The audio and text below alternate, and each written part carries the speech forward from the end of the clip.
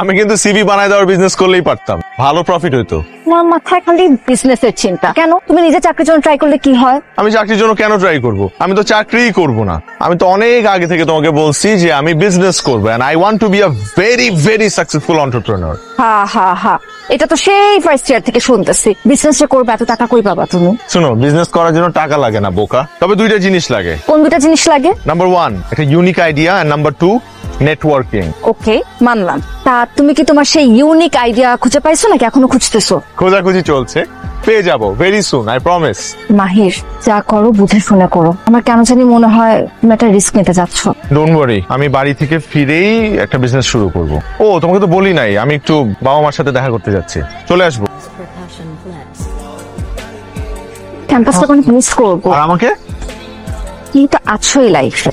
মাহির, লেখাপড়া তো শেষ করছো, এখন কি করবা ভাবছো কিছু, নাকি ওই ব্যবসাতে আটকায় থাকবা, না চাকরি বাকরি কিছু করবা? চাকরি বাকরি কেন দেখবো? চাকরি বাকরি তো করবোই না, ব্যবসা করবো, উদ্যোক্তা হবো। দুটোই করুক না, দুইটা তো অনেকেই করে দেখি। না, দুটো একলগে করার দরকার নাই। একলগে করলে আওলায় যাইবো, কোনোটাই হইব না। আব্বা আমার হুদাই চাকরির কথা কেন বলো? আমি তো চাকরি করবো না, প্রথম থেকেই বলে আসতেছি আমি ব্যবসা করবো, উদ্যোক্তা হবো। আর এই চাকরি বাকরি আমার দিয়ে হবেও না। ব্যবসায় কিন্তু রিস্ক আছে, ব্যবসায় রিস্কের মধ্যে আমি আমার ছেলেরা যাইতে দিব না। ওর যেটা মন চায় ওইটা করি। মেজাজ খারাপ? বাবা আমার বিয়ে নিয়ে খেপছে। Wow, congratulations. আচ্ছা আচ্ছা ঠিক আছে, রাগ করতেছো কেন? আমি ফাইজলামি করছি একটু। সবসময় না সব ফাইজলামি ভাল লাগে না, বি সিরিয়াস। আচ্ছা ঠিক আছে, সিরিয়াস বলো কি হয়েছে? বললামই তো। ও হ্যাঁ, বিয়ে নিয়ে খেপছে। কেন খেপছে? আচ্ছা কি করতে হবে আমাকে সেটা বলো। তুমি জানো না কি করতে হবে, আর তুমি করবাই বাকি। এখনো তো কিছু শুরুই করতে পারে নাই। মানুষ বিজনেস এর প্ল্যানিং না গ্রাজুয়েশনের আগে করে, এখানেও তুমি লেট। আমি তোমাকে বলছি না, বাবা চাকরিজীবী ছেলে ছাড়া কিচ্ছু বুঝে না। ধরনের ব্যাকডেটেড কথা কি করে বলে লোকটা? কারণ এই লোকটা জানে বিজনেসে অনেক রিস্ক থাকে। কোন বাবা তার মেয়েকে একটা রিস্কি প্রফেশন জামার হাতে তুলে দিবে? তুমি আমাকে বলো। আমি আমি আমি আমি যদি বাবা হইতাম, আমি আমার নিজের মেয়েকে একজন ব্যবসায়ীর হাতে তুলে দিতাম। আশ্চর্য, এখানে ভালোবাসাটা মুখ্য, প্রফেশন নিয়ে পড়ে আছে। আও কথা কতগুলা বলতে আস। এটার উপর রাগ ঝাড়তেছো কেন? তোমাকে কিভাবে ছুঁড়ে ফেলতে পারবো না। ও হাউ সুইট, তো ভালোবাসো আমাকে। দেখো দেখো, তুমি বোতলটা ছুঁড়ে ফেললা, আর কোত্থেকে একটা টোকায় এসে উঠায় নিয়ে গেল। কারণ এটাই ওদের কাজ। না, আমি খেয়াল করে দেখছি, রাস্তায় কোন একটা পেট বোতল ফেললেই কোন একটা টোকাই হুট করে কোত্থেকে যা আসে এসে নিয়ে যায়। এটা তো ব্যাপারটা আমার একটু ভেতরে ঢুকে দেখতে হবে। ওয়েট আ সেকেন্ড, তুমি কি এখন ভাঙাড়ি বিজনেস শুরু করতে চাচ্ছ? করতেও পারি। I am done with this conversation.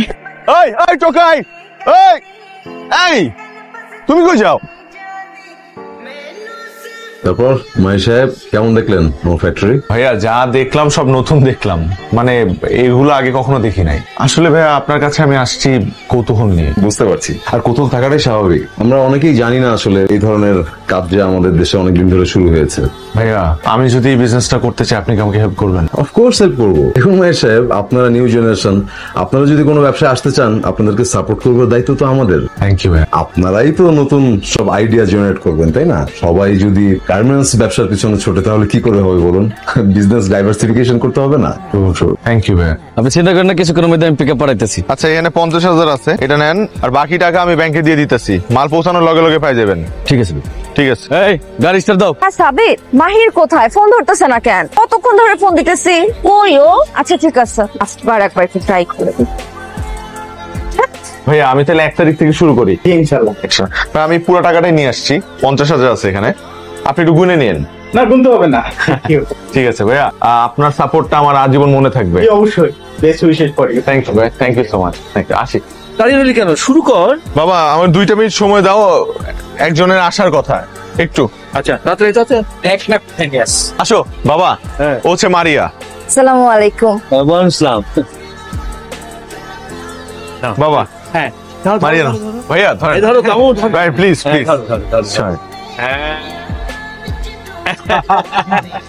মাহির, এটাই তোমার সারপ্রাইজ ছিল? হ্যাঁ।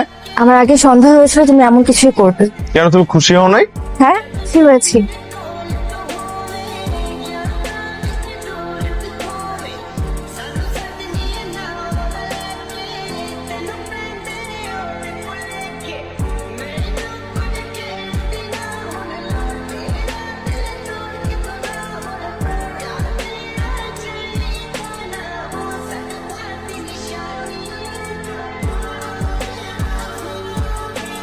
কখন আসছো তুমি? আমি কি বেশি লেট করে ফেললাম? আধা ঘন্টা লেট হয়েছে, তুমি এত দেরি করলা কেন? বলতেছি। আর আগে একটা গুড নিউজ আছে, ওটা বলি। চায়নায় আমার প্রথম শিপমেন্টের কন্ট্রাক্ট সাইন হয়েছে, আগামী সপ্তাহে এলসি পাচ্ছি। ও আচ্ছা, চাইনিজরা আবার ভাঙাড়ি কিনে কি করবে? সবকিছুরই দাম আছে বুঝছো, ভাঙারিরও দাম আছে। আচ্ছা শোনো, বাবা তোমাকে বলছে দেখা করতে। কার বাবা? কার আবার? আমার। ও কেন? আমি বাবাকে তোমার কথা বলছি, বাবা তাই বলছে তোমাকে দেখা করতে। কেন, আমার বাবার সাথে দেখা করতে তোমার কোনো আপত্তি আছে? না, কিন্তু এভাবে হুট করে আমি তো এখনো রেডি না। তো রেডি হও, আমি কি তোমাকে এখনই দেখা করতে বলছি নাকি? শোনো, প্রতি সপ্তাহে বিয়ের সম্বন্ধ আসে, আমি আর কত মানা করব বলো, তাই আমি বাধ্য হয়ে তোমার কথা বাবাকে বলে দিচ্ছি। তুমি প্লিজ বাবার সাথে দেখা করে কথা বলো, Just কথা বলো প্লিজ। আচ্ছা, ব্যবসা?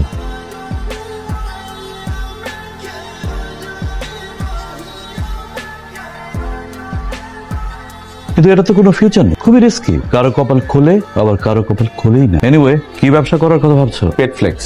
পেট ফ্লেক্স মানে হচ্ছে, জানি জানি, পেট ফ্লেক্স কি জিনিস আমি জানি। Imral's Percussion Flex. চাটা খেয়ে যেও।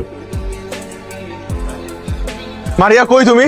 স্যার কেন, কি হয়েছে? গুড নিউজ আছে, চাইনিজ ডিলারদের সাথে সবকিছু কনফার্ম হয়ে গেছে। তুমি কই? তুমি একটু দেখা করতে পারবে আমার সাথে এখন? আমার বিয়ে ঠিক হয়ে গেছে মাহির। বিয়ে ঠিক হয়ে গেছে মানে কি বলতেছো? বাবাকে কত করে বুঝাইলাম, হতেই চাইলো না।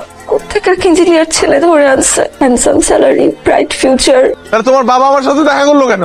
দেখা করলে কি বিয়ে হয়ে যায়? আমি তো তোমাকে কতবার বললাম, চাইলাম বাবা চাকরিজীবী ছেলে ছাড়া আমাকে বিয়ে দিবে না। মারিয়া, আমার মনে হয় কি জানো, এই বিয়েতে তোমার বেশি একটা অমত নাই। আমি বুঝতে পারতেছি না, আমি জানি না, আমার কিছু ভালো লাগতেছে না, আমার অস্থির লাগতেছে।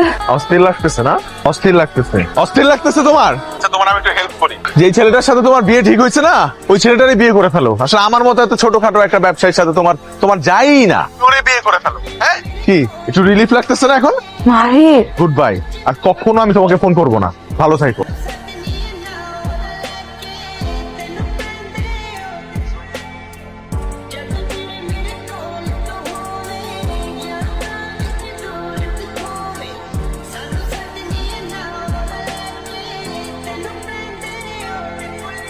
আজকে আমি মাহির গ্রুপ অফ ইন্ডাস্ট্রিজ এর মালিক।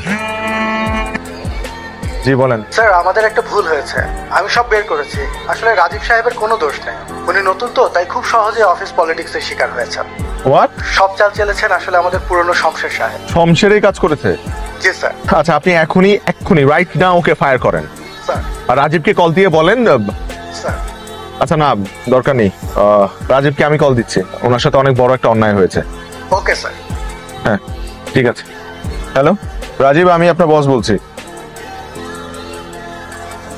এখন আমি আসলে জানতাম না যে রাজীব। বলতে হবে না, আমি জানতাম। তুমি জানতে? নিজের স্বামীর বসের নাম জানবো না? আর তাছাড়া তুমি তো এখন একজন বিখ্যাত বিজনেসম্যান। আমি রিয়েলি সরি মারিয়া, আসলে অফিসের মধ্যে একটা ভুল বোঝাবুঝির কারণে আজকে ওনার এই অবস্থা। গত 6 বছর ধরে আমি রাজীবকে যতটুকু চিনি, ওর কাজের প্রতি ও অনেক এফিশিয়েন্ট অ্যান্ড ডেডিকেটেড একটা পার্সন। আমাদের ছোট একটা মেয়ে আছে, আল্লাহ যেন ওর বাবাকে বাঁচিয়ে দেয়। রাজীবের কিচ্ছু হবে না, আই প্রমিস। ওর যা লাগে ওটা আমি বিয়ে করবো, যদি বিদেশেও নিয়ে যেতে হয় সেটাও আমি দেখবো। দয়া দেখাচ্ছ? না না, এটা আমার কোম্পানির policy, each and every employee gets this facility. Thank you, ভালো কথা। বাবা তোমার সাকসেস দেখে খুব খুশি হয়েছিল, মারা যাবার আগে বলেছিল তোমার সাথে কোনোদিন দেখা হলে যেন তোমাকে এই কথাটা বলি। মাহির, পারলে বাবাকে মাফ করে দিও, আমাকেও।